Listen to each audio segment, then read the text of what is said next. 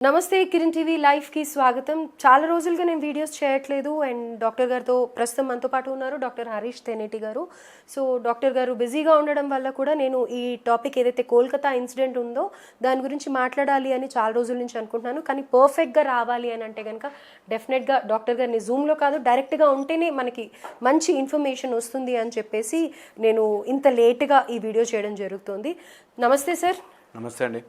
So Kolkata incident నిజంగా ప్రతి ఒక్క వర్కింగ్ ఉమెన్కి కానీ లేకపోతే పేరెంట్స్కి కానీ డాక్టర్ అవ్వాలి అని కలలు కన్న ప్రతి ఒక్కళ్ళకి కూడా భయం వెన్నులో వణుకు పుట్టించే సంఘటన జరిగిందని అనుకోవచ్చు.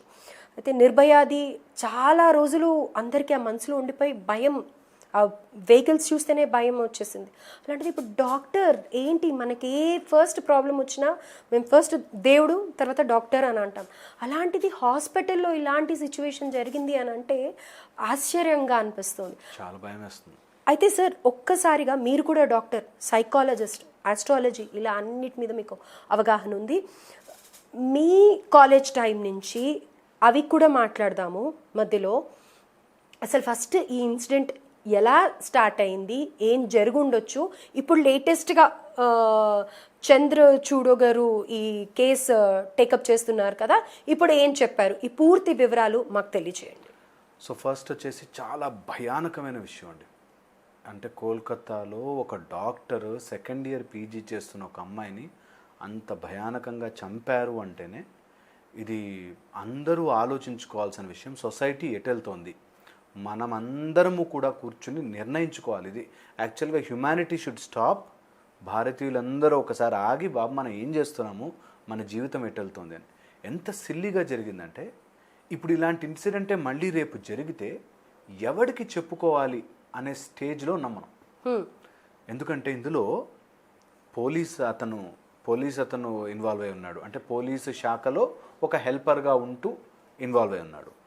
డాక్టర్లు డీన్ ఇన్వాల్వ్ అయి ఉన్నాడని చెప్పి న్యూస్ వస్తుంది. తర్వాత ఇవంతా జరుగుతూ మీడియా చాలా మిస్లీడ్ అయ్యేటట్టుగా ఇన్ఫర్మేషన్ ఇస్తున్న వాళ్ళు ఒక బ్యాచ్ ఉన్నారు. వాళ్ళు జస్ట్ ఆమెకి ఏవో అయిపోయాయి, ఆమెకు సైకలాజికల్గా ప్రాబ్లం ఉంది, ఆమె సూసైడ్ చేసుకుంది అని కొన్ని రోజులు న్యూస్లో చక్కర కొట్టేటట్టు చేశారు. ఇది ఒక ప్లాన్డ్ ఇన్సిడెంట్ అని నాకు చాలా స్ట్రాంగ్గా అనిపిస్తుంది. మనకి ఇంతవరకు వచ్చిన ఇన్ఫర్మేషన్ ప్రకారం ఒకలా వెళ్తే 150 grams ఆఫ్ సిమెన్ ఉంది అంటే, రేపొద్దున ఎస్బీఐ వాళ్ళు వచ్చేసి అట్లాంటివి ఏం లేవు, జస్ట్ టిష్యూ, అది కానే కాదు, చాలా ఫ్రాక్చర్లు అయ్యాయి బాడీలో, నెక్ వెరకొట్టాను, there is no fracture mention. ఇప్పుడు అటాప్సీ రిపోర్ట్లో ఫ్రాక్చరే లేదని.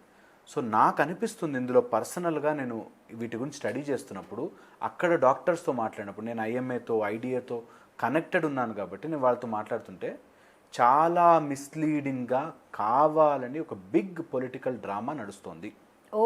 ఇది నెంబర్ 1. సెకండ్ వచ్చేసి ఒక అమ్మాయిని అంత భయంకరంగా చంపుతుంటే ఆ సెమినార్ హాల్ నుంచి బయటకు వినిపించదా? ఎంత ఆశ్చర్యం వేస్తుంది నాకు. ఒక సెమినార్ హాల్ నుంచి బయటకు వినిపించకుండా ఒక మనిషి అంత ఈజీగా నైట్ 4 o'clock 3 o'clock వెళ్ళిపోతూ వస్తున్నారంటే ఎంత ఆశ్చర్యం వేస్తుందంటే what the system is doing అని అనిపిస్తుంది. ఇది చాలా డేంజరస్ థింగ్. ఇదంటే ఫ్యూచర్లో ఎవరికి జరిగినా ఏం చేసుకోవాలి. ఇప్పుడు మనకి ఇక్కడ రోడ్డు మీద పాట్ హోల్ అయితేనే ఎవరికి చెప్పుకోవాలో తెలియని స్థితిలో ఉన్నాం మనం. అలాంటిది ఒక అమ్మాయి రేపు జరుగుతుంటే హోప్స్ పోయాయి, మనుషుల మీద హోప్స్ పోయాయి. రోజు వెళ్ళే పని చేసుకునే ఏరియాలో రోజు నైట్ డ్యూటీ చేసే 2 ఏళ్ళు పీజీ చేసిన డాక్టర్కి ఇంత ఘోరంగా జరుగుతుందంటే రేపు మనం ఆఫీసులకు వెళ్ళాలన్నా ఎవరికైనా జరుగుతుంది అని ఒక స్థాయి నమ్మించేసే స్టేజ్కి వచ్చారు. దీనిలో పొలిటికల్ ఇన్వాల్వ్మెంట్ ఉంది, పోలీసులు, అటు డాక్టర్లు, ఇటు వాళ్ళ ఫ్రెండ్స్ ఎవరో దాంట్లో ఇన్వాల్వ్ అయి ఉన్నారని, ఇలా రకరకాల ఇన్ఫర్మేషన్లు మనకు వస్తున్నాయి. మనకి ఒకసారి సిబిఐ చేతిలోకి వెళ్ళాక వాళ్ళు డీల్ చేస్తారు అనే ఒక నమ్మకంతో మనం ఉంటాం. ఇది ఒక గ్యాంగ్ రేప్లా ప్రొజెక్ట్ చేశారు, దాని తర్వాత ఒక ఇండివిజువల్ రేప్గా ప్రొజెక్ట్ చేశారు, ఇప్పుడు డ్రగ్స్ కేసు అని ప్రొజెక్ట్ చేస్తున్నారు. దీన్ని ఎలా డైవర్ట్ చేస్తున్నారంటే చాలా తెలివిగా, నాకు తెలిసి ఇదంతా మీడియాని మభ్యపెట్టడానికి, ఈ పబ్లిక్ని మభ్యపెట్టడానికి, వాళ్ళకి ఏదో మ్యాటర్ ఇచ్చేస్తే చాలు ఇంకా వాగుతూ ఉంటారు, మాట్లాడుతూ ఉంటారు, మనం హ్యాపీగా తప్పించుకోవచ్చు అనే స్ట్రాటజికల్గా వెళ్ళారు. ఫస్ట్ ఏమో సూసైడ్ అని చెప్పాడు ఆయన, తర్వాత ఏమో ఇమ్మీడియట్లీ ఆయనకి వేరే చోట జాబ్ వచ్చేసింది. వీడు డైరెక్ట్గా హెడ్ ఫోన్స్ అక్కడ వదిలేసి దొరికిపోయాడు, సంజయ్ రాయ్ అనేతో. అంటే క్లియర్గా మిస్లీడ్ చేస్తున్నారు, ప్లాన్ ప్రకారం తప్పిస్తున్నారు అమ్మాయి అయితే తిరిగి రాదు, అమ్మాయిని అన్యాయంగా చంపేశారు, తిరిగి రాదు. దీని వెనకాల కుట్ర ఉన్న ప్రతి వాళ్ళని చాలా సీరియస్గా పనిష్మెంట్ చేయాలి, ప్రతి వ్యక్తిని. ఎందుకంటే ఇది ఒక్కడితో చేసినట్టు నాకు క్లియర్గా అనిపించట్లేదు. ఒకడు ముందు పెట్టారు కానీ వెనక చాలా డ్రామా నడిచింది. ఎందుకంటే అంత క్లియర్గా హెడ్ ఫోన్స్ మెడలో వేసుకొని వెళ్ళడము, అది అక్కడ మర్చిపోయి రావడము, అంత ప్లాన్డ్గా నేను అని దొరికేటట్టుగా చేయడము, దొరికేటట్టుగా చేసి దొరికాడు అని. అండ్ దొరికిన తర్వాత కూడా వాడు అంత ధైర్యంగా ఏం చేస్తారు, చంపుతారా, చంపేయండి అని ఎలా మాట్లాడు. నిజం అలా ఉంది. ఇప్పుడు నిజంగా కూడా మీకు నేను ఫర్ ఎగ్జాంపుల్ చెప్తున్నాను, ఏ పనిష్మెంట్కైనా హ్యాపీగా బయటకు వచ్చేచ్చండి బెయిల్లో. ఎన్నో ఒక 2 ఏళ్ళు మ్యాక్సిమం 3 ఏళ్ళు వాడికి నేను ఇంత ఇస్తారా నువ్వు వెళ్ళి జైల్లో ఉండు అంటే ఉండేవాళ్ళు ఉన్నారు బినామీ పేర్లతో. జైల్లోకి వెళ్ళి హ్యాపీగా కూర్చొని వచ్చారు. ఇప్పుడు 375, 376D ఇలాంటి రేప్ కేసులు పెడితే గ్యాంగ్ రేప్, అందులో ఒక జువినాల్ ఉంటే పక్కన పెట్టేస్తారు, అందులో ఎవరైనా ఇన్ఫ్లుయెన్షియల్ వాళ్ళంటే ఇంకా నడుస్తూ ఉంటుంది, స్టోరీ నడుస్తూ ఉంటుంది ఎప్పటికీ మర్చిపోతాం. మనకే విసుగొచ్చు. ఇప్పుడు ఈ ఇష్యూ 10-15 డేస్ తర్వాత మనమే మాట్లాడుకోం, అయిపోయిందిలే సర్లే అని. ఇది కామనైజ్ చేసి జనరలైజ్ చేసేస్తారు. సో జరుగుతుంటాయి రేప్స్ అన్నవి కామన్ అండి. ఇంతమంది జనాభా ఉన్నారు కదా, జనాభాలో ఎవడో ఒకటి ఇలాంటి వాడు ఉంటాడు అనే మైండ్ సెట్కి పుష్ చేసేస్తున్నారు. సార్ అసలు ఇప్పుడు ఒక 6 months నుంచి చూస్తే 2 నెలల బిడ్డని వదలట్లేదు, 8 ఏళ్ల 4th class 5th class చదివే పిల్లని వదలట్లేదు. అలాగే పిల్లలు కూడా, మగ పిల్లలు కూడా లిటిల్ ఫ్లవర్ స్కూల్ ఇన్సిడెంట్ ఉప్పల్లో ప్రతి ఒక్కళ్ళం అసలు లిటిల్ ఫ్లవర్ స్కూల్ అంటే ఎంత ఇదిగా చూసేవాళ్ళం. అలాంటిది ఆ స్కూల్లో 9th class పిల్లలు చిన్న పాపని 4th class పిల్లని చేశారు, అది అయిపోయింది. దాని తర్వాత మళ్ళీ నెక్స్ట్ ఇప్పుడు ఒక ముసలావిడని చేశారు అని చెప్పేసి విన్నాం. ఎవరికి ఉంది సార్ ప్రొటెక్షన్? అసలు ఎవరికి ప్రొటెక్షన్ లేకుండా అయిపోయింది. ఎందుకంటే మనం సిస్టమ్ని అలా తయారు చేసుకున్నాం. ఇప్పుడు మన మెయిన్ ఐపీసీ ప్రకారం కూడా, పీనల్ కోడ్లో కూడా 1000 మంది నేరస్తులు తప్పించుకోవచ్చు కానీ ఒక నిరపరాధికి శిక్ష పడకూడదు. ఒక నిరపరాధికి శిక్ష పడకూడదు కాబట్టి మనం క్షుణ్ణంగా పరిశీలించి తప్పు వీడే చేశాడా అనే నిర్ధారణకు వచ్చాకే పనిష్మెంట్ ఇస్తామా. ఇది ఫండమెంటల్గా పెట్టుకుని చాలా తెలివైన వాళ్ళు, అంటే ఈ రోజుల్లో ఎవరు తెలివైన వాళ్ళు తెలుసా? చదువుకున్నవాడు కాదు, చదువుకున్న దాంట్లోంచి లూప్ హోల్స్ ఎరగలిగేవాడు. ఒకసారి జైల్లోకి వెళ్ళడానికి ఈ సెక్షన్ ఉంటే బయటకు రావడానికి 1000 సెక్షన్లు ఉన్నాయి. నువ్వు ఈరోజు అడగచ్చు, సాటర్డే సండే అయితే మెజిస్ట్రేట్ ఉండదు, ఈ సండే కంటే ముందు చేయాలి. ఇలాగా లూప్ హోల్స్ పెట్టుకుని ఎంతమంది హాయిగా బయట తిరుగుతున్నారు ప్లాన్ ప్రకారం. అయితే సార్ ఇప్పుడు ఫస్ట్ నుంచి వచ్చిన రిపోర్ట్స్ అన్ని వేరంటారా మీరు? అబ్సల్యూట్లీ. ఓకే, మొత్తం మిస్లీడ్ రిపోర్ట్స్ అన్ని. ఇప్పుడు ఈ లేటెస్ట్ రిపోర్ట్ చూస్తే అసలు there is no fracture, there is no semen. So ఇప్పుడు 150 grams ఆఫ్ సిమెన్ దొరికింది. అంత నియర్లీ 10 members రేప్ చేసి ఉండొచ్చు. రీసెంట్ రిపోర్ట్స్ లో లేదు semen, some white thick tissue ఉంది అని. టిష్యూ. సో పాయింట్ ఏంటంటే వీళ్ళలాగా మనని మిస్లీడ్ చేసి ఎవిడెన్స్ని మాపడం. సో ఇది ఎలా జరుగుతుంది, ఒకవేళ ఈ కేసు జరిగితే ఎలా జరుగుతుంది? నెంబర్ 1 ప్లాన్ చేసుకునేవాడు ఎవిడెన్స్ దొరకకుండా చేసుకోవడానికి స్టెప్ చేస్తాడు. ఎలాగోలా దొరుకుతాడు, కానీ దొరికే లోపల చాలా టైం అయిపోయి అందరూ మర్చిపోతారు, అంతా సమసిపోతుంది. ఇది నెంబర్ 1. సో ఎవిడెన్స్ లేకుండా గోడ కూలగొట్టేయడము, లేకపోతే డెడ్ బాడీని మొత్తం చేసేయడము, వాళ్ళ డ్రెస్సులు వాష్ చేసేసేయడము, ఒకరిని ఎవరైనా ఎరగా వేయడము. ఇది ఫస్ట్ లైన్. ఎవరికైనా జరిగేది, ఎక్కడ క్రైమ్ జరిగినా ఇదే జరుగుతుంది. దట్ ఎవిడెన్స్ని మాపేస్తారు, తర్వాత డివేట్ చేస్తారు. ఇది నెంబర్ 1 లేయర్. దీని పైన లేయర్ వచ్చేసరికి ఒక మేజర్ ఇష్యూని అడ్డు పెడతారు. అంటే డాక్టర్స్కి అన్యాయం జరుగుతుందని, డాక్టర్లకు అన్యాయం ప్రొటెస్ట్ లేదు, ప్రతి చోట ప్రొటెస్ట్ అయింది. ఇప్పుడు ఈ లేయర్ మనంతా అయ్యో డాక్టర్ల పాపం ఇలా జరిగిందంటే అనే దాంట్లో ఉన్నప్పుడు అది సరిగ్గా కుదరలేదు అనుకోండి, అరే డాక్టర్లకు అన్యాయం జరుగుతోంది. ప్రతి చోట జూనియర్ డాక్టర్లు అయితే ఎన్నేళ్ల నుంచి ఫైట్ చేస్తున్నారు, ఎన్నో చోట్ల స్టైఫండ్ రావు జూనియర్ డాక్టర్లకి, ఎన్నో చోట్ల ప్రాబ్లం జరుగుతాయి. అవన్నిటినీ దానికోసం చేస్తున్నారని డైవర్ట్ చేస్తారు. దీని తర్వాత లేయర్, ఒకవేళ ఇందులో కుదరలేదనుకో, పొలిటికల్ లేయర్ వస్తుంది. ఈ పొలిటికల్ లేయర్లో ఆ పార్టీ వాడు కావాలని చేశాడు, ఈ పార్టీ వాడిని కావాలని, మధ్యలో చచ్చిపోయిన అమ్మాయి అన్యాయం అయిపోయింది. వీళ్ళు ఈ లేయర్ ఆఫ్ పొలిటికల్ లేయర్ వేస్తాడు. ఇది కూడా కుదరకపోతే నెక్స్ట్ లేయర్ ఏంటంటే అది ఓసీ, ఎస్సీ, ఎస్టీ, బీసీ అనేది దింపుతారు. అది కూడా కుదరకపోతే హిందూ, ముస్లిం అని దింపుతారు. కాస్ట్ కమ్యూనిటీ దగ్గరికి వస్తారు. మొత్తం టాపిక్ డైవర్ట్ అయిపోయింది. ఆ అమ్మాయికి అన్యాయం జరిగింది, హిందూ కాదు, ముస్లిం కాదు, ఎస్సీ కాదు, ఎస్టీ కాదు, బీసీ కాదు, ఓసీ కాదు, మనిషికి జరిగిందంత అన్యాయం అని ఒక్కడ బయటకు వచ్చి చెప్పలేదండి. ఇంతవరకు ఒక్క అఫీషియల్ స్టేట్మెంట్ ఒక్క అఫీషియల్గా వచ్చి మీకెందుకు నేను తేలుస్తా దీని గురించి అని ఒక్కడు చెప్పలేపారు. అయితే సార్ ఇప్పుడు అందరి ఎక్స్పెక్టేషన్స్ చంద్రచూడ్ మీద ఉన్నాయి. అంటే ఆయన గురించి తెలిసిన వాళ్ళందరూ కూడా కొంచెం హోప్స్ పెరిగాయి అని చెప్పొచ్చు. ఆయన రైట్ వేలో తీసుకెళ్తారు, అసలు ఇంకా నిజాలు ఏం జరిగాయి, ఎందుకు చేయాల్సి వచ్చింది అనేది కూడా బయటకు వస్తాయి అని అన్నారు. దానికి మీరేమంటారు సార్? ఆయన మీద నిజంగా ఆయన మీద చాలా మంచి అభిప్రాయం ఉంది. నా డౌట్ ఏంటంటే ఆయన ఎక్కువ సేపు ఇందులో ఉండని కూడా డైవర్ట్ కూడా చేసేస్తారు ఆయన్ని. టాపిక్ మారిపోయి వేరే చోటుకి వెళ్ళిపోయి ఇది ఇక్కడ క్రైమ్ కాదు అక్కడ అని చెప్పి అటు కాదు ఇటు అని చెప్పి తిప్పి తిప్పి తిప్పి తిప్పి ఇది మొత్తం కన్ఫ్యూజ్ చేసి ఎవరికి ఏం అర్థం కాకుండా చేసేయడం ఇది స్పెషాలిటీ ఆఫ్ దమ్. ఓకే, మొత్తం డీవియేట్ చేసేస్తారు. అండ్ ఇందులో డ్రగ్స్ ఇన్వాల్వ్ అయి ఉన్నాయి, ఇందులో పెద్ద పెద్ద హెడ్స్ ఇన్వాల్వ్ అయి ఉన్నాయి, పొలిటికల్ పార్టీస్ ఇన్వాల్వ్ ఉన్నాయి. కాబట్టి అంత ఈజీగా మనం అనుకున్నట్టుగా ఇలా మాట్లాడుకున్నట్టుగా నిజం బయటికి రాదు సార్. ఎక్కడైనా సరే, ఏ స్టేట్లో అయినా సరే మనకి పోలీస్ సెక్యూరిటీ ఉంది అని అనుకుంటాం. మెయిన్ ఆఫీస్లో అయితే మనకు ఒక ఎండి ఉన్నారు, మన హైరప్స్ ఉన్నారు అని అనుకుంటాం. నెక్స్ట్ పోలీసులు ఉన్నారు అనుకుంటాం, నెక్స్ట్ డాక్టర్స్ ఉన్నారు అనుకుంటాం, నెక్స్ట్ సీఎం ఉన్నారు అని అనుకుంటాం పొలిటికల్. కానీ ఆ సీఎంఏ రోడ్ల మీదకి వచ్చి ఇలా చేస్తూ ఉంటే ఎక్కడికి వెళ్ళాలి? అదే అన్నిటికంటే భయానకమైన విషయం. అన్నిటికంటే వర్స్ట్ థ్రెటనింగ్ థింగ్ ఏంటంటే హెల్త్ మినిస్టర్ అయి ఉండి ఆమె సీఎం అయి ఉండి తనే బయటకు వచ్చి ర్యాలీలు చేసి సైలెంట్గా ఉంటే ఎటు చెప్పుకోవాలి, ఎవరికి చెప్పుకోవాలి? ఇది అట్ వెరీ గ్రౌండ్ లెవెల్ నుంచి కరెక్ట్ చేసుకుంటూ రావాల్సిన ప్రాబ్లం. ఇది అందరికీ మెలకువ చేసుకునే ప్రాబ్లం. ఏంటంటే ఒక ఇష్యూ వస్తే ఇట్లా క్రంబుల్ అయిపోయింది. ఎవరికి చెప్పుకోవాలి, ఏం చెప్పుకోవాలి, ఎలా వెళ్ళాలి, ఎలా అప్రోచ్ అవ్వాలి? ఇప్పుడు వాళ్ళ పేరెంట్స్ పరిస్థితి ఏంటి? ఇప్పుడు ఆ అమ్మాయి లాంటి అమ్మాయి ఇంకో ఇన్సిడెంట్ అయితే ఏం చేయాలి? నెక్స్ట్ ఇప్పుడు కొత్తగా ఎవరైతే నీట్ ఎగ్జామ్స్ రాసి కాలేజ్లలో జాయిన్ అవ్వాలనుకున్న వాళ్ళ కళలన్నీ ఏమి, ఆ తల్లిదండ్రులు ఎంత వణుకు పుట్టిస్తూ ఉంటుంది అసలు. నిజంగా ఇది మాట్లాడుతూ ఉంటేనే నాకు లోపల ఒక భయం వేస్తోంది.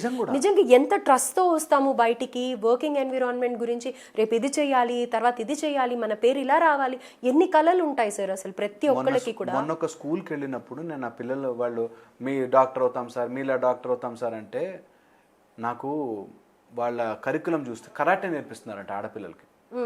ఆడపిల్ల కరాటే నేర్చుకున్నంత మాత్రాన సాల్వ్ అయిపోవమ్మా, మీరు ఇంకా గట్టిగా ఉండాలి. ఈ ఇన్సిడెంట్ లో కూడా అమ్మాయి ఎంతో స్ట్రగుల్ అయింది అని చెప్పేసి అంటున్నారు. నెయిల్స్ లో అంత స్కిన్ కానీ బ్లడ్ కానీ ఉంది అని, అంత ఫైట్ చేసినా కానీ బతకలేకపోయింది సార్. ఎంత ఎంత మిస్లీడింగ్ థింగ్స్ అంటే ఇప్పుడు వాడి బాడీ మీద ఒక్క స్క్రాచ్ కూడా లేదు అని న్యూస్ వచ్చింది. ఓకే, ఒక్క స్క్రాచ్ కూడా లేదు అని చెప్పి. సో ఇన్ఫర్మేషన్ ఏది కూడా మనకి చూపిస్తున్నట్టు కాదు. ఇది ఫండమెంటల్ రియాలిటీ. ఇప్పుడు అన్ని యూట్యూబ్ ఛానల్లో కానీ లేకపోతే బయటకు వస్తున్న విషయము వాళ్ళు కావాలని పంపిస్తున్నది ఇలా ఆలోచించుకుంటారా మీరు అని మనకు ఒక బిస్కెట్ వేస్తున్నట్టు. నిజంగా సిబిఐ ఆథెంటిక్ రిపోర్ట్ వస్తే తప్ప ఏది నమ్మడానికి లేదు. ఇందులో ఎంత పెద్ద లెవెల్లో పైరవీలు నడుస్తున్నాయో అక్కడ గుచ్చుకుపోతుంది నాకు. ఒక రేపిస్ట్ని, ఒక మర్డరర్ని ప్రొటెక్ట్ చేయడానికి ఇంతమంది ఎలా ట్రై చేస్తారు? రేపది నీ కూతురికే అవుతుంది కదరా, రేపది నీ ఇంట్లో అవ్వచ్చు కదరా, రేపు నీకే జరగచ్చు కదరా. నువ్వు అలాంటిది ఒక మంచిగా చదువుకుని ఆమెకంటూ ఒక లైఫ్ ఉండే అమ్మాయిని రేప్ చేసి చంపేశారు అంటే ఒక్కడికి బాధేసి బయటకు రాలేకపోయాడండి. అరే తప్పు చేశాను నేను అని వాడు చెప్పలేకపోయాడు. అరే ఇంత జరుగుతోంది, మనం సిస్టమ్ని బాగు చేయలేకపోయామా అని చెప్పి వాళ్ళు ఎవ్వరూ బయటకు రాలేకపోయారు. ఎవరు అంటే అటు పొలిటికల్గా, ఇటు పోలీసులుగా, ఇటు రాజకీయ నాయకులుగా ఎవ్వరూ కూడా ఒక్కడికి మనసు లేదు. అంత స్టేజ్కి వచ్చి ఇంత దారుణం జరిగితే ఒక్కడికి మనసు లేదు తప్పు అని. ఈ పొలిటికల్ ఇవి వదిలిపెట్టండి సార్. అంటే ఇక్కడ నా వర్షన్ నేను చెప్తే వ్యూవర్స్ తిట్టుకుంటారేమో. ఫ్రెండ్స్ ఏమయ్యారు సార్ నాకు అర్థం కాదు. ఒక్క ఫ్రెండ్ బయటకు రాలి, కలిసి డిన్నర్ చేశారు అని అంటున్నారు కదా.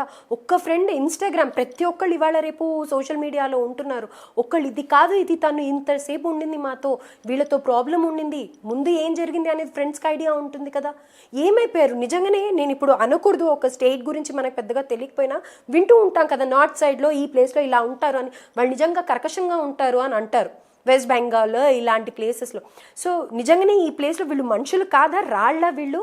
ఒక్కళ్ళకు కూడా మనసు లేకుండా ఒక్కడు కూడా బయటకు వచ్చి ఇది అన్యాయం జరిగింది, ఇది తప్పు, ఇది ఒరిజినల్గా ఆ రోజు జరిగిన సీన్ అని చెప్పే నాదుడే లేదు.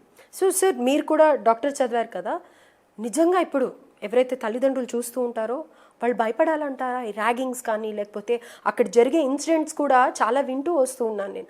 గ్రౌండ్ రియాలిటీ ఏంటి సార్? ఏం జరుగుతుంది కాలేజెస్లో? ఖచ్చితంగా జరుగుతుంది. ర్యాగింగ్ అనేవి ఇప్పుడు బాగా తగ్గాయి. మేము చదువుకున్న రోజులైతే భయంకరంగా ఉండేవి. ఇప్పుడు ర్యాగింగ్ రూల్స్ వచ్చి, say no to ragging rallies వచ్చి, ర్యాగింగ్ అవేర్నెస్ వీక్ లాస్ట్ వీకే చేసాం, ర్యాగింగ్ అవేర్నెస్ వీక్. ఇన్ని చేస్తే ఇప్పుడు తగ్గాయి. కానీ కొంత పొలిటికల్ ఇన్ఫ్లుయెన్స్ ఉన్న పిల్లలు, కొంత పొలిటికల్ ఇన్ఫ్లుయెన్స్ ఉన్న సీనియర్లు అని చెప్పుకుని వాడు 10 సార్లు ఫెయిల్ అయి ఉంటాడు, అక్కడే ఉంటాడు, వాడు he will make his own mob. అక్కడ ఉన్న ఒక 10-15 మంది జులై స్టూడెంట్స్ని పెట్టుకుని, అందులో అమ్మాయిలు ఉంటారు, అబ్బాయిలు ఉంటారు, వాళ్ళని పెట్టుకుని వాళ్ళకి ముందు చిన్నగా డ్రగ్స్ సప్లై చేసి వాళ్ళని ఒక గ్రూప్ తయారు చేసుకుని వాళ్ళు మెల్లగా వీళ్ళందరినీ పొలిటికల్గా వాడుకోవడానికి, వాళ్ళ సైడ్ తిప్పుకోవడానికి చేస్తారు. వెరీ రేర్లీ జరుగుతాయి ఇవి. ఇది. అండ్ సెకండ్ థింగ్, ర్యాగింగ్ అనేది ఒక చోట ఒక స్టాప్ అంటూ ఉండదు. ఒకసారి స్టార్ట్ అయితే నువ్వెంత అంటే నేనెంత అనే ఒక దాంట్లో వచ్చేస్తారు అన్నమాట. సో వాళ్ళు ఎంతకైనా తెగిస్తారు, ఎంతకైనా వెళ్ళడానికి ట్రై చేస్తారు. అండ్ హాస్పిటల్స్లో దీంట్లో నైట్ డ్యూటీస్ ఉంటాయి. ఒక డాక్టర్కి ఆల్వేస్ సీనియర్ హెల్ప్ అవసరం పడుతుంది.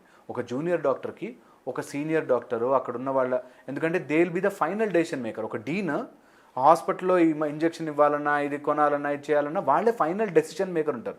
సో వాడికి తెలియకుండా జరగకూడదు కాబట్టి మొత్తం గ్రిప్ వాడి చేతిలో ఉంటుంది. కాబట్టి ఇంకా వాళ్ళు ఎలా చెప్తే అలాగా ఆడాలన్నమాట. ఇప్పుడు ఈయన విషయానికి వస్తే కూడా, సందీప్ ఘోష్ అనే విషయానికి వస్తే 20% అన్నిట్లోనూ తీసుకుంటాడంట. ఇంతకు ముందే 4-5 చోట్ల ట్రాన్స్ఫర్ అయ్యి వచ్చిన వాడు. అండ్ చాలా చాలా ఆల్రెడీ ఒక పెద్ద లిస్ట్ ఆఫ్ కేసులు ఉన్నాయి ఆయన మీద. అన్నీ ఉన్నా కూడా ఇప్పుడు ఇన్సిడెంట్ జరిగితే 8 గంటల్లో మళ్ళీ కొత్త పోస్టింగ్ వచ్చిందంటే ఏ రేంజ్లో ప్లాన్ చేసుకున్నారో ఆలోచించండి. ఏ రేంజ్లో అది క్లియర్గా ప్లాన్ ప్రకారం, ఇప్పుడు మనం మాట్లాడుకునే ఇష్యూస్ కూడా ప్లాన్ ప్రకారం జరుగుతుంది. రైట్. సో నెక్స్ట్ ఫర్దర్గా ఎలాంటి స్టెప్స్ తీసుకుంటే ఇలాంటివి అరికట్టచ్చు అని అంటారు? సో చాలా ఇంపార్టెంట్. ఎవరైనా ఈ వీడియో చూస్తున్నట్టయితే అట్లీస్ట్ ఈ పార్ట్ వరకు గుర్తుపెట్టుకోండి బాగా. ఎవ్వరూ భయపడాల్సిన పని లేదు. Number 1, medical education is always great thing. దానంత గొప్ప ఎడ్యుకేషన్, ఒక ప్రాణం కాపాడే సిస్టమ్ చాలా గ్రేట్. పిల్లలందరూ కష్టపడి చదవాలి. చదువుకునే వాళ్ళకి ప్రయారిటీ ఇవ్వాలి. నెంబర్ 1. నేను ఎప్పుడు చెప్తాను, వైద్య విద్యలో డబ్బులు రాకూడదు.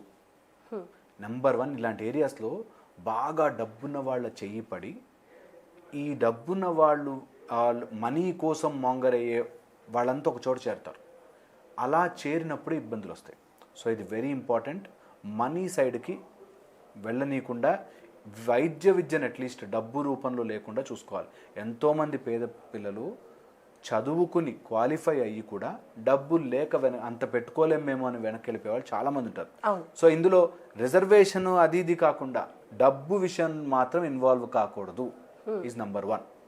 సెకండ్ వచ్చేసి, ప్రతి అమ్మాయి ఎవరైతే చదువుకోవడానికి బయటకు వెళ్తూ అలోన్గా ఉంటున్న ప్రతి అమ్మాయి కూడా ఎమర్జెన్సీకి ఏం చేస్తావమ్మా నువ్వు, నీకు వితిన్ 10 సెకండ్స్లో ఈ ఇన్ఫర్మేషన్ ఎవరికైనా ఇచ్చేటట్టుగా నువ్వేం వ్యవస్థ చేసుకున్నావు. ఫోన్లో ఒక నంబర్, ఇప్పుడు యాప్స్ వచ్చేసాయి, జస్ట్ ఆ యాప్ క్లిక్ చేస్తే చాలు ఇన్ఫర్మేషన్ వెళ్ళిపోతుంది, దట్ ఐఎమ్ ఇన్ డేంజర్ అని. అలాంటి ఒక కంపల్సరీగా పెట్టుకోవాలి. You cannot fight for long. నా కరాటే వచ్చు, నేను చూసుకుంటాను ఏదైనా అనే మొండి ధైర్యంతో ఉండకూడదు. వాళ్ళు they will come with prepared mind. కొంచెం ఎనస్థీషియా ఇచ్చిన, క్లోరోఫామ్ పెట్టేసిన, ఇవన్నీ దొరుకుతాయి. ఇప్పుడు ఫ్రీగా దొరుకుతున్నాయి. రోడ్ ఏదైనా దొరుకుతుంది. No restrictions. పేపర్ మీద చాలా ఉంటాయి. పేపర్ మీద సో మెనీ రెస్ట్రిక్షన్స్. బయట దొరుకుతూనే ఉంటాయి.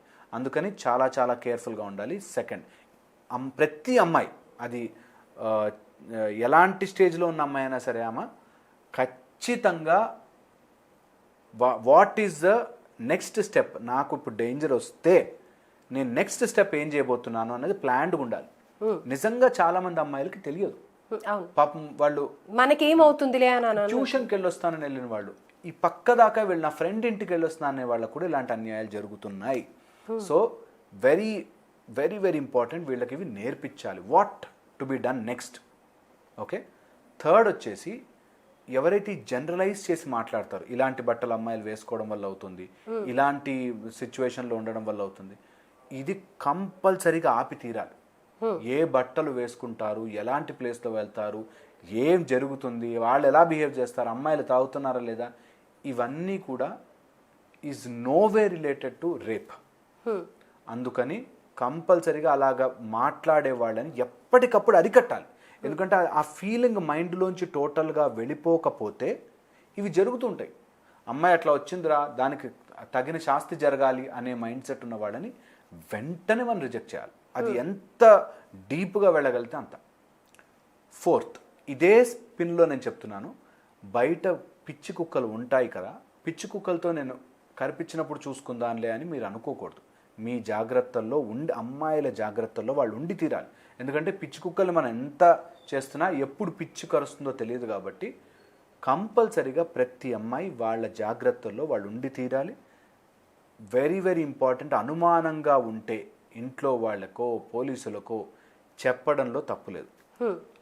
ఈ సెక్షన్స్ చదువుతున్నప్పుడు 376, 375 దాంట్లో ఆర్టికల్స్లో క్లియర్గా మెన్షన్ చేస్తున్న వింత నాకు నవ్వొచ్చింది.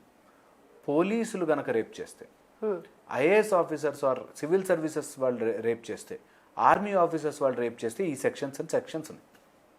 అంటే ఎవరినైతే మనం భయంలో ఆశ్రయిస్తామో వాళ్ళు కూడా చేసే ఛాన్స్ ఉందమ్మా, జాగ్రత్త పడండి అని. నిజమే. అంటే ఎంత వర్స్ట్ సిచ్యువేషన్లో ఉన్న మనుషులు ఎంత దారుణంగా ఉంటారు. అందుకని ప్రతి మనిషికి మెంటల్ హెల్త్ చెకప్ జరగాలి. అట్లీస్ట్ ప్రతి మగవాడు అనే ఉన్న వాళ్ళు ఎవరికైనా, ఆర్ ఇలా అలోన్గా తిరుగుతున్నారు, ఇలా నిఘా వేసి ఉంచారు, వాళ్ళ మీద కంప్లైంట్స్ ఉన్నాయి అంటే, ఇప్పుడు ఎవరైతే ఇన్ఫార్మర్ అనే అతను ఉన్నాడో ఆయన మీద 4-5 కంప్లైంట్స్ ఉన్నాయంట, అయినా కూడా వాడు ఫ్రీగా పైకి కిందకి వెళ్తున్నాడు. అసలు అది జరగకూడదు. సో అలాంటి కంప్లైంట్స్ ఉంటే వెంటనే ఆపగలగాలి. And 6th, very very important, ఒకవేళ ఇలాంటి సిచ్యువేషన్ జరిగితే, ఓకే, ఆర్ ఏదైనా ఎమర్జెన్సీ సిచ్యువేషన్ వస్తే మైండ్లో ఎప్పుడు కూడా తప్పించుకునే మార్గాన్ని, నాకేం కాదు అనే మొండితనంగా ఉండకుండా ఆ సిచ్యువేషన్ ఎస్కేప్ అవ్వడం ఇంపార్టెంట్. తప్పించుకోవడం రావాలి, తప్పించుకోవాలి. ఇది ఇంపార్టెంట్ థింగ్.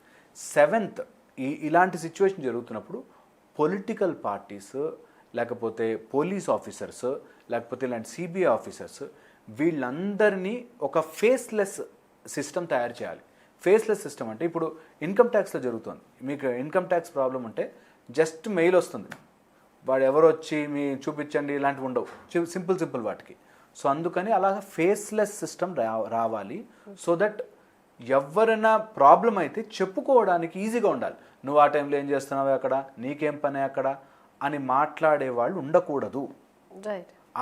అలా ఫేస్లెస్ సిస్టమ్ కనుక తయారైతే ఈజీగా జరగచ్చు. వేరే కంట్రీస్లో ఎగ్జాంపుల్ చెప్తా.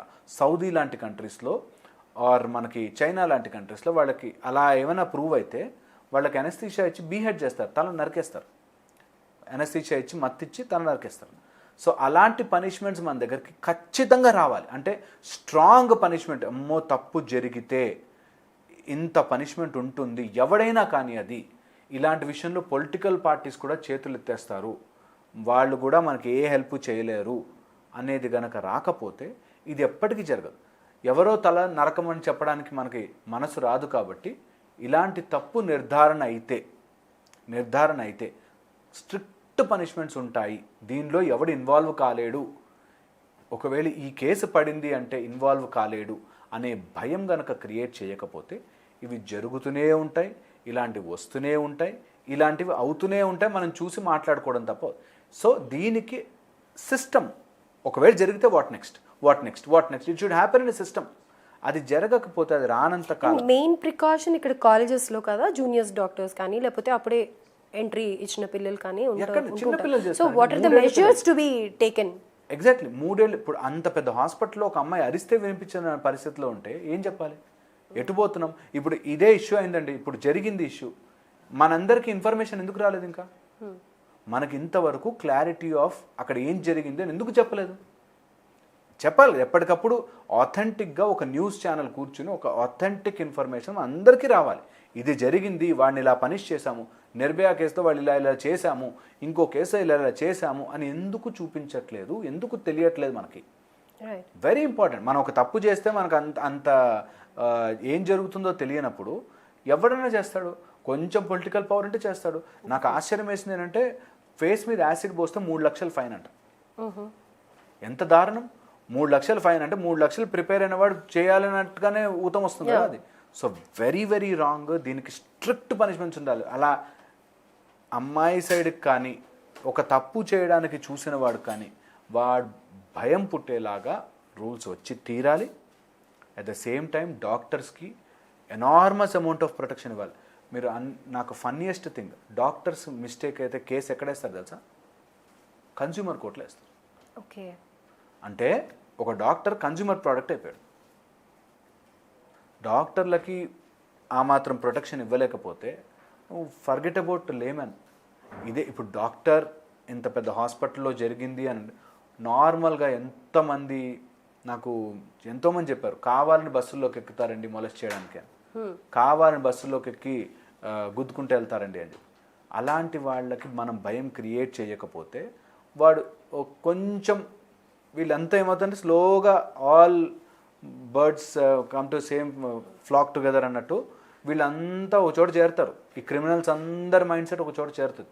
వీళ్ళందరూ ఇట్లా చేస్తే దొరకంరా, అట్లా చేస్తే దొరకంరా, నువ్వు ఇట్లా చేయరు. దీనికి సపోర్టివ్గా ఇప్పుడు ఇలాంటి వాడిని కూడా డిఫెండ్ చేసుకునే లాయర్లు వస్తారు, వీళ్ళని కూడా ఆపోజిట్లో వాదించే లాయర్లు వస్తారు. వాళ్ళందరూ కూడా ఆలోచించుకోవాలి, ఇలాంటి తప్పు పనికి నేను అసలు టేకప్ చేయను అలాంటి కేసు, వాడికి స్ట్రిక్ట్గా పనిష్మెంట్ రావాలి అని ప్రతి వ్యక్తి అనుకోవాలి. అట్లీస్ట్ సమ్ లెవెల్లో మనకు న్యాయం చేసేవాడు ఉంటాడు అని నమ్మకం లేకపోతే సీఎం లెవెల్లో, పిఎం లెవెల్లో, ఇంకెవ్వరి లెవెల్లోనూ న్యాయం దొరకదు అంటే we are really going to dogs అనమాట. సో అందుకని కంపల్సరీగా వీటిని రూల్ ప్రకారం తీసుకురావాలి. And step by step what next, ఇది జరిగితే వాట్ నెక్స్ట్.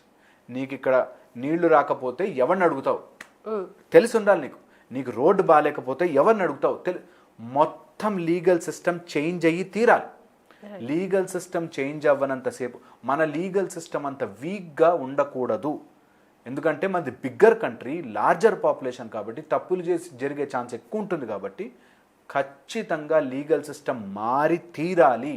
ఈ లీగల్ సిస్టంలో చాలా ఎనార్మస్ చేంజెస్ రావాలి.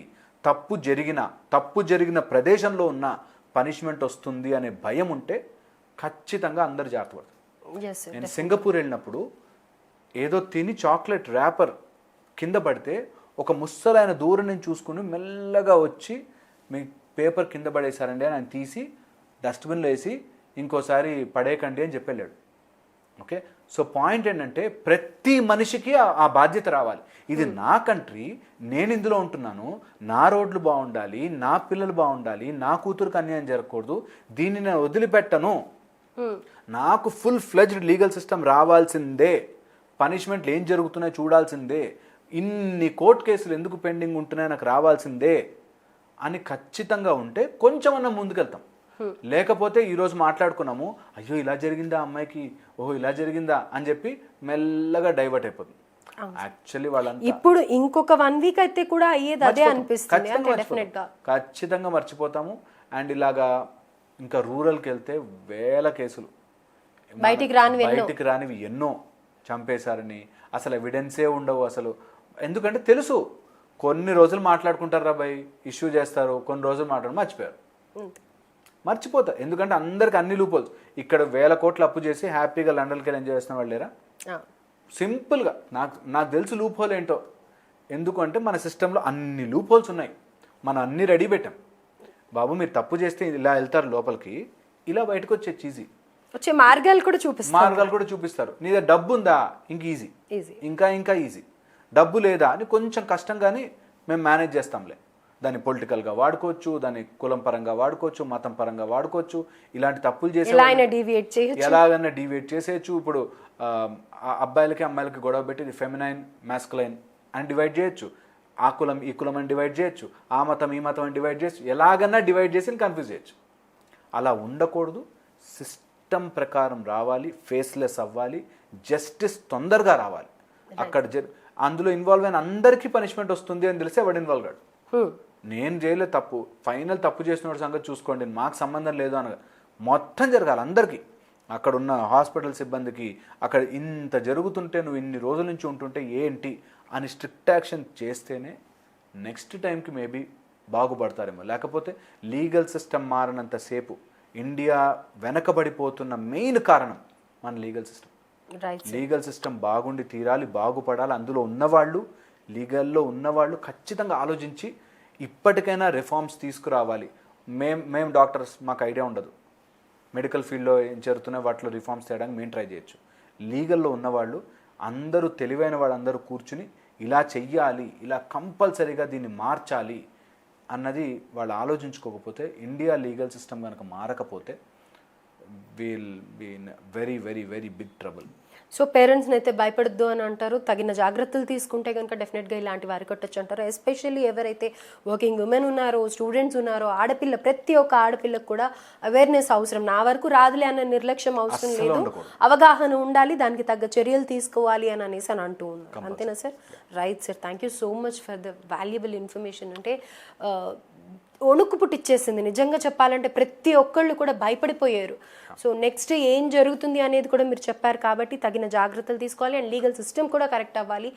చూద్దాం, ఇప్పటివరకు అయితే ఏం జరగలేదు, అట్లీస్ట్ ఈ ఇన్సిడెంట్ నుంచి అన్నా మారతాయేమో అనేది ఎక్స్పెక్ట్ చేద్దాం. Thank you sir.